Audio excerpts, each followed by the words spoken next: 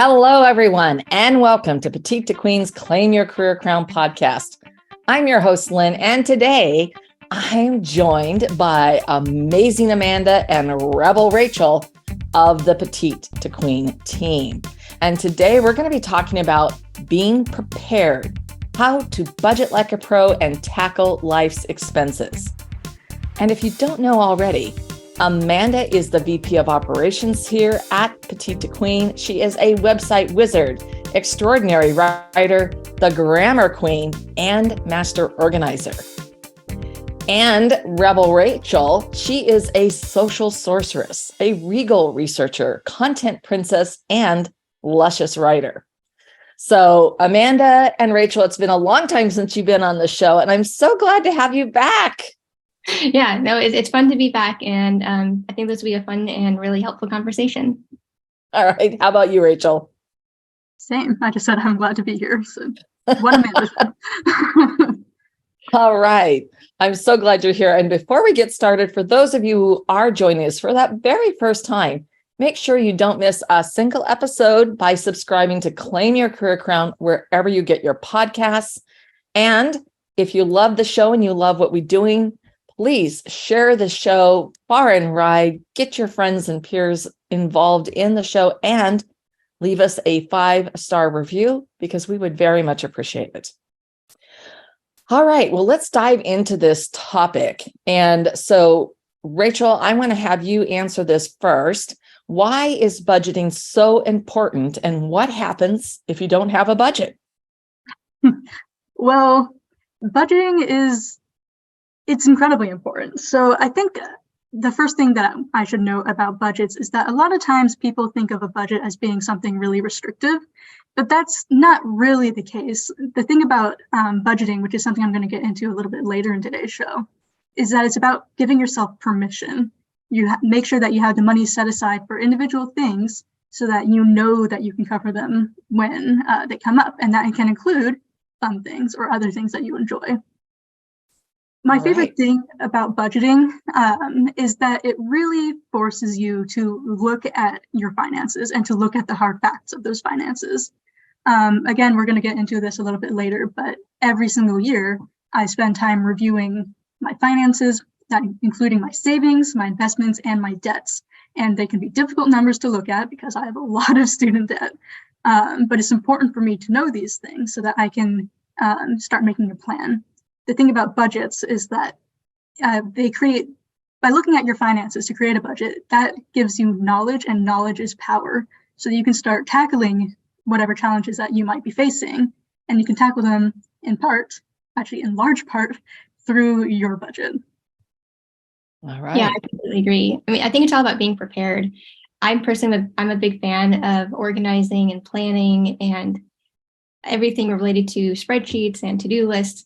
It just helps me feel more in control of the situation and ready to handle anything that gets thrown at me.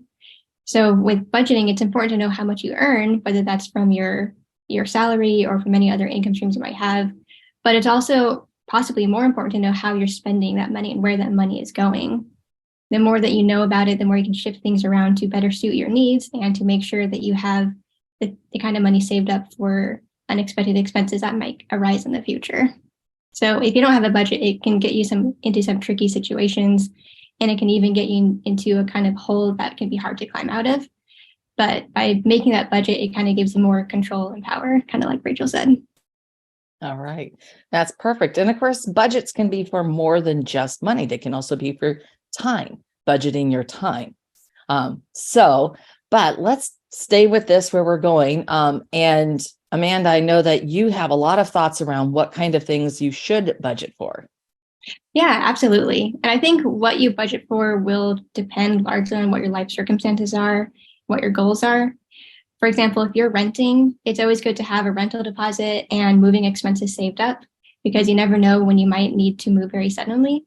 And one word of caution I would say is to not depend on getting that deposit back on the place you might currently be renting.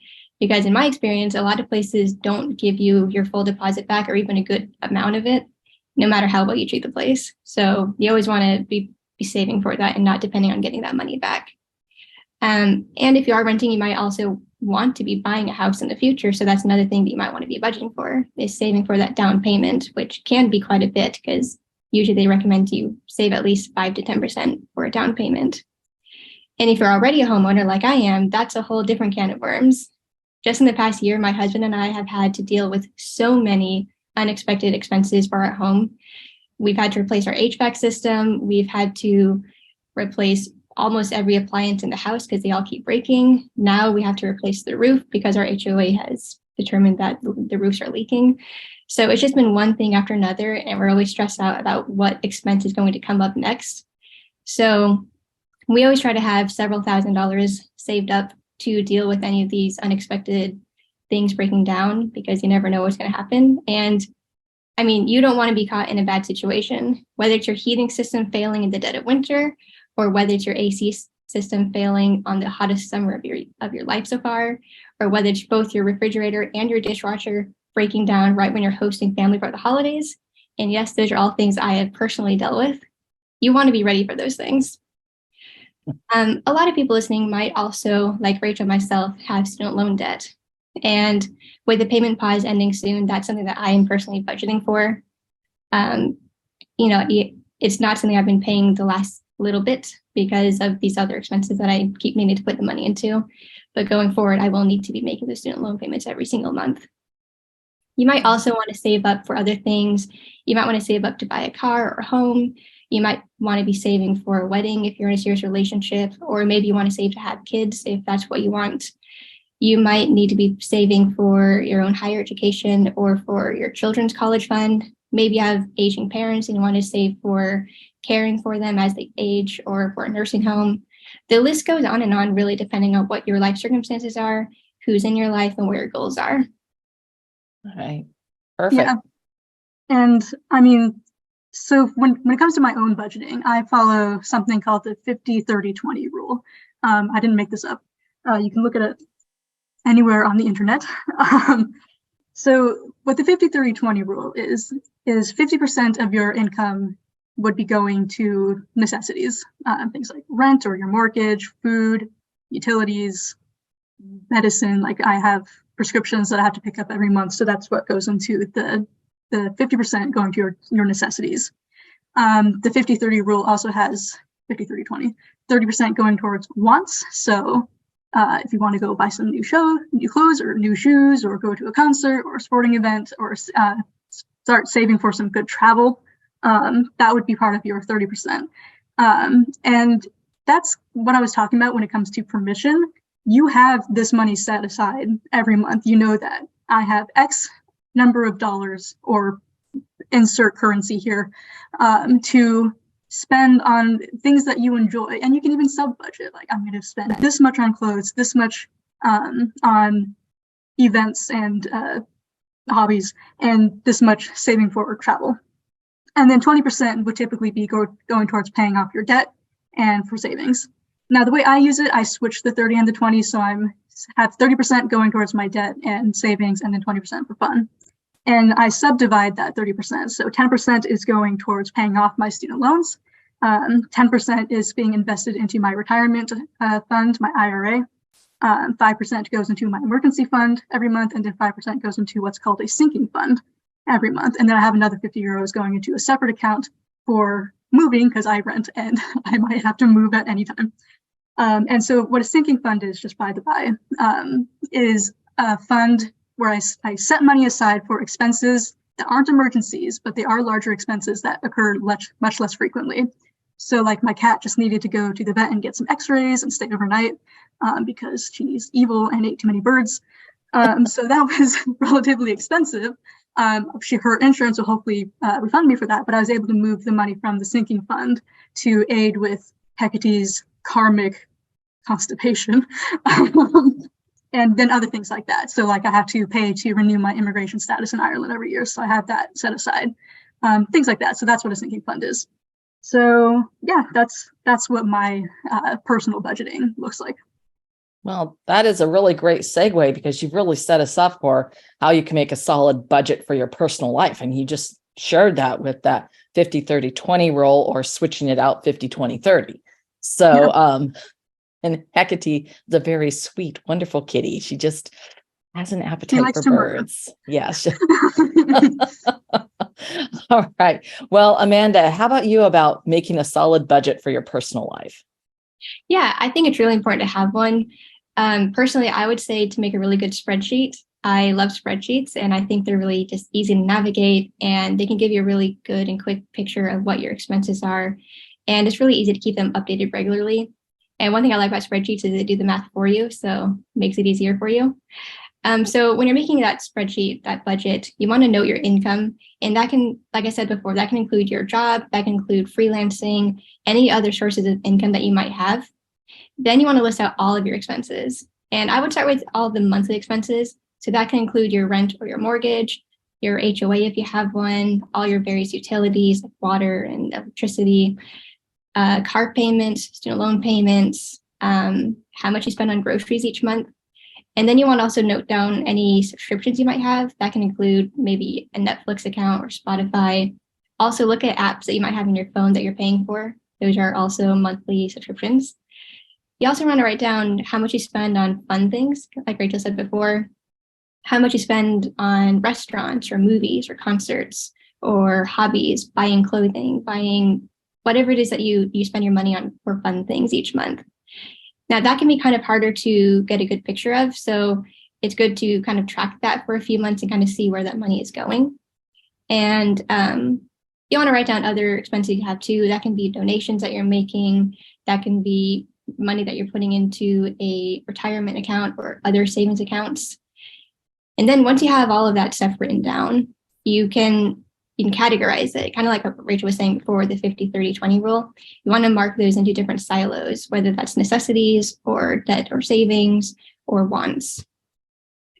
And Rachel said before that you want to keep it at a certain percentage, the 50-30-20 rule. So you want to see how much those different expenses are adding up to percentage wise, and is one category overtaking what it should be taking. Now, this can be kind of a trickier thing because depending on your income, it isn't always easy or feasible or realistic to have those latter silos filled up. So maybe if you're not earning enough, you can't really put 20% or 30% into wants. Maybe it has to be a little bit lower. But you still want to be reasonable with your budget. Make sure that you're putting those necessities first, but not depriving yourself completely with the wants. All right, great. How about you, Rachel? So Amanda kind of said a lot of the things I was going to say.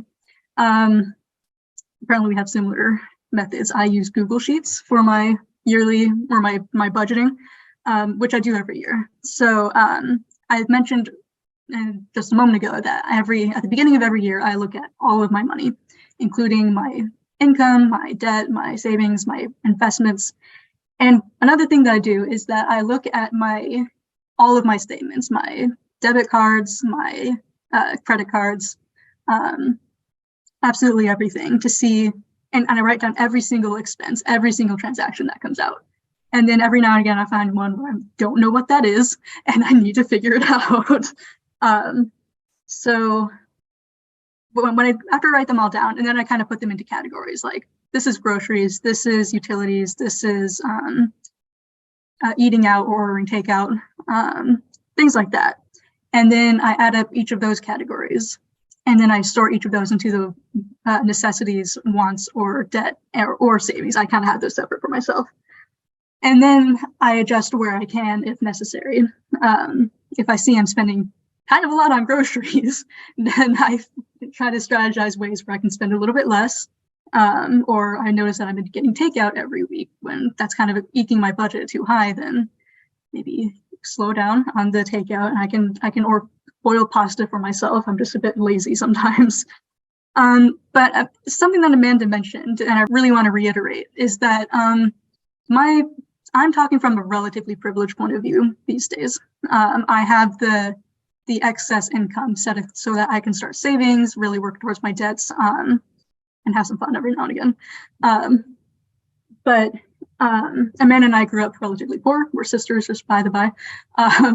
And so I'm fully aware, we're both fully aware that it's not easy and that sometimes 90% of your budget is going towards necessities, and you've only got that 10% for fun, debt, and savings. There's absolutely no shame in that. As Amanda said, don't deprive yourself of all of your luxuries. Get your lattes, get your avocado toast, whatever it may be, but obviously less. And when it comes to savings, it's better to save $5 a month than no dollars a month. So adjust however you need to. 50, 30, 20 is kind of like the rule that I like the best. And if you can get yourself there, then, that's great. I'm really happy for you. And if you can't, then there's no shame in that, and do what you can. All right. Absolutely. That's great. I really like this conversation. I mean, we're really focused on the personal and really addressing money around budgeting, but budgeting includes budgeting for your business. It includes budgeting your time. So there are other aspects that, if we went into that the show would last forever. And a lot of these same principles apply in both of those cases. What are the necessities, and where are you carving out time where you're either investing in your business, investing in yourself, or investing in yourself to give you some self-care time, right? Because all of those things are part of this big picture, and it's being thoughtful. And it's also, as Amanda mentioned, it actually gives you more control. And it allows you to take that moment when something does go sideways to sort of take a step back and look at I planned for things going sideways occasionally. That's life, and it happens. And I'm better able and suited to respond now. And I think that one of the most important tips that I can share before I go back to Amanda and Rachel is to give yourself the grace to forgive yourself if you feel like you've made a mistake or made bad decisions in the past, because every day is a new second chance and an opportunity for you to make new decisions on how you budget your money and or your time for yourself, your family, and your business. And the second thing I would say is a really good tip is to take a pause. When you are thinking about making a big investment or a big purchase, or even the bauble that you think, oh, this isn't that cool, or for me, the latest cooking instrument that I might want to have, take a moment to say, wait a minute, do I really need this? And put it back on the shelf, or put it, just put it in your cart, but don't actually check out, and really process it. And then, by not buying in that moment, in that emotional moment, now you're able to really decide, is this what I want to do? Does this make sense for me to invest in for myself, for my business? Does this make sense to purchase this, whatever it happens to be, and maybe it's bamboo chopsticks, and you're going like, these are really cool. I ended up buying those bamboo chopsticks because all I had were the, fake wood ones that you get, right? So it's like, yeah, I'd really like to have this when I'm serving that kind of a meal. It's a really nice touch. So, but that is a really empowering place to come from when you give yourself that pause. And as I said, give yourself permission, and both to say yes and to say no. All right. So Amanda, what are some quick tips that you have to cut down on expenses or save more? Yeah, well, I just want to kind of tie into what you just said.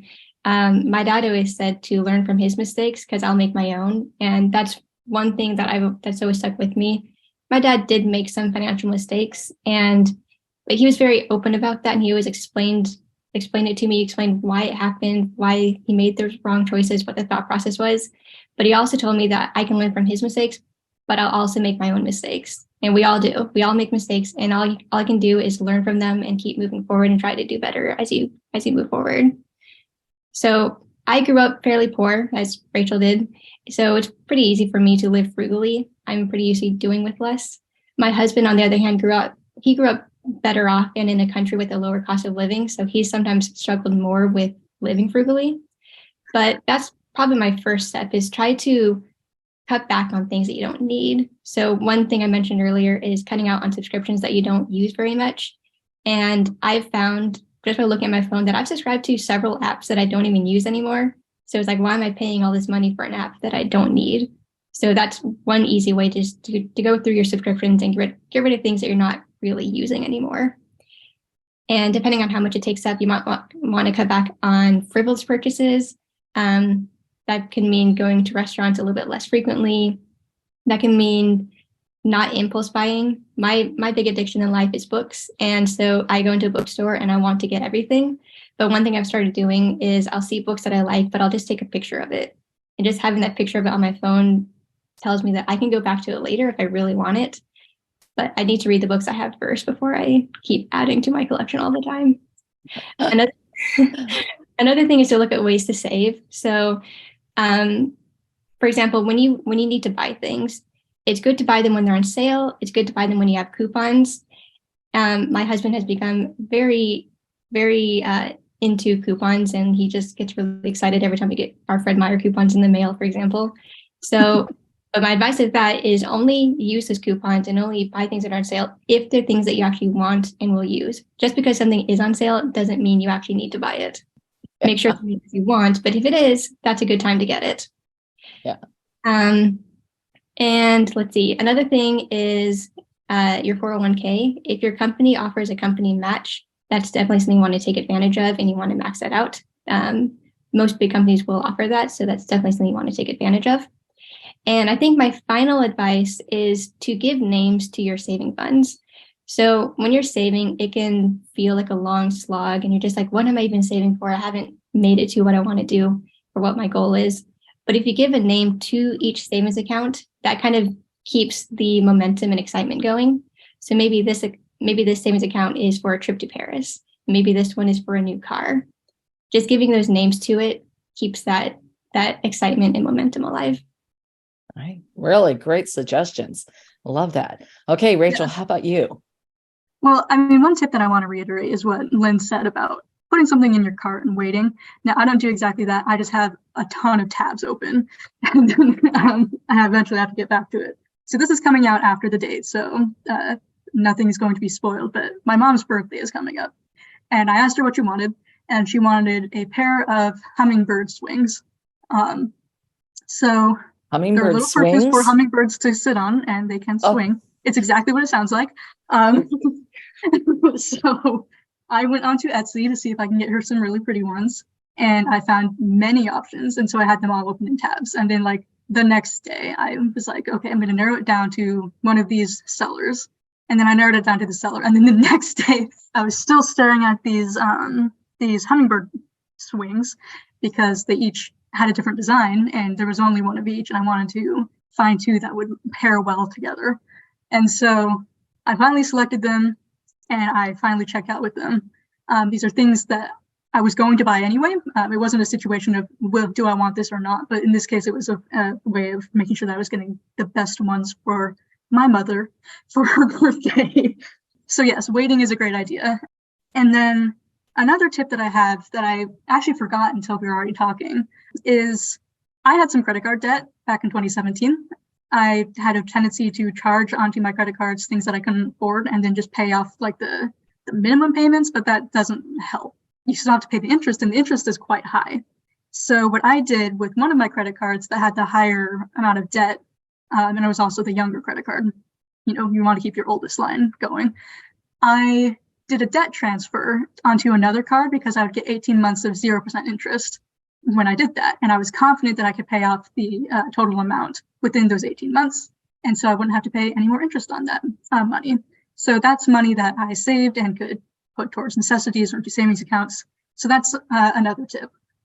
And then the third tip, I don't really have a lot of quick tips, but the sinking fund that I mentioned, having one will do wonders for your budget. So like I said, my cat decided that she needs to murder birds, and she had to pay a karmic price for that, which meant I had to pay a monetary price for that. And so that came out of my sinking fund. I'm also attending a wedding, and it's a wedding that I have to travel to. And I had to buy a dress. I didn't have a formal dress, and I had to buy shoes to go with the dress. And I attended the bachelorette party. The wedding's so expensive. I haven't even gotten the gift yet. So thankfully, my sinking fund will cover a lot of this. So that means that I'm not getting put into a hole. I'm not putting things on credit cards. Well, I will have to put some things on credit cards, but it's money I know can pay off at the end of the month. Yeah, so those are my tips. Having a sinking fund, if you can get one, will save you from weddings and cats ruining your budget. And many other things. Budget too. All right. So I guess we'll wrap it up with one last question. How or should your budgeting change over time? So Rachel, why don't you go ahead and kick us off? Yeah, I mean, it should absolutely change over time. So Amanda mentioned, and I'm sure she'll get back into things like if you're going from renting to owning a home, or if your parents are aging, or if you have children and you want for them to be set up to go to college, because college is expensive in America. So those are those things. After I paid off my credit card debts, I started switching to spending some of that money towards other things. So building up an emergency fund and a sinking fund. Now, once I have my emergency fund up to 6 months of my monthly expenses, I'm going to slow down on putting things into my emergency fund. And once I reach 2 years of living costs saved up, I don't need to keep doing that, barring adjusting for lifestyle or like price changes. But once I have my emergency fund where I want it to be, I'm not going to keep putting money into that account. I don't need to. And then once I have my sinking fund up to a level that I think is reasonable, then I don't need to keep putting money into that until I take money out of it again. So once I manage to do that, I'm moving that money elsewhere. One thing I want is an F-off fund. So like if I decide that I want to quit my job someday, or just go travel the planet, like if I want to just spend 6 months living in Iceland, I have the money to do that. That's a luxury. An F-off fund is a luxury, but if you can do it, I hope to do it. That would be great. And also, instead of putting money into a sinking fund, because I have it all set up to get and ready to go, invest and start doing investing. Invest so that I will hopefully have money to pay for a down payment on a home. I would like to own a house someday, if I can ever get my debt load low enough. So yeah, and a lot of the things I'm talking about here are changes that occur as things get settled, as I get more into a even better financial places where I have my emergency fund and my sinking fund, where I hopefully own a house. But it's okay to, and it's not just okay, it's necessary to adjust your budget if things go wrong. So with that, that's kind of the point of the emergency fund. If I suddenly have no income and I'm just left with no money, I have some money set aside. But when these things happen, then you really have to start looking at what's feasible and what's not feasible. You have to make some difficult decisions, whether you can continue renting where you are or renting at all. If your parents have a basement, maybe you can live there. Really tough decisions like that. So adjusting your budget isn't just a good idea, it's absolutely necessary as you reach different points, and then eventually you might have more money than you know how to spend. So then you just start giving it away, just giving it everywhere. I already make monthly donations to a few different organizations, but once I have enough money to just live my best life, then I'm going to give it all away. Okay. All right. How about you, Amanda? Well, I completely agree with Rachel. It's true. Like your budget must change as your life changes. So as your income changes, you'll want to adjust your budget accordingly. If you're earning more, that can help you improve on certain silos like the wants and the debts and savings. If you're making a lot of money, you suddenly have a lot more than you can do with. I agree with Rachel. Start giving back to your community, donating, helping out where you can. But your budget should also change according to your personal life changes. So, for example, if you go from renting a home to owning a home, that will definitely change what you're budgeting for. If you get married or if you have kids, if your parents are aging and you need to take care of them in some way, there's a lot of things that you need to be flexible about, because as your life changes, your budget will by necessity have to change. One change that I'm personally looking forward to in the distant future is paying off my student loan debts. I've mentioned that before during this whole podcast, but I very much look forward to having $0 in student loan debt and then being able to put that money towards something that's a little bit more enjoyable for me in the present. Oh, All right. Well, Amanda and Rachel, thank you so much for sharing how to budget like a pro and tackle life's expenses. This has been such an informative discussion, and I really appreciate everything that you've shared with the audience. And for those of you who tuned in, thank you so much. And if you have ideas that you'd like to share, you can leave us a comment down below, or you can also send us an email. Text us, whatever you want to do. We love hearing from you. And if you have a specific question or would like to suggest a topic for discussion, please email us at jointheconversation@petitetoqueen.com. And to stay current on all of our insightful advice, our breakthrough advantages, never miss an episode of Claim Your Career Crown. Sign up for our weekly Wisdoms newsletter at petitetoqueen.com. I want to thank everyone again who tuned in. We really appreciate your being here. Please like and share the episode. And Amanda and Rachel, thank you so much for being here. This has been a great show. Great show. Great conversation. I love this topic. I could talk about it for hours. same.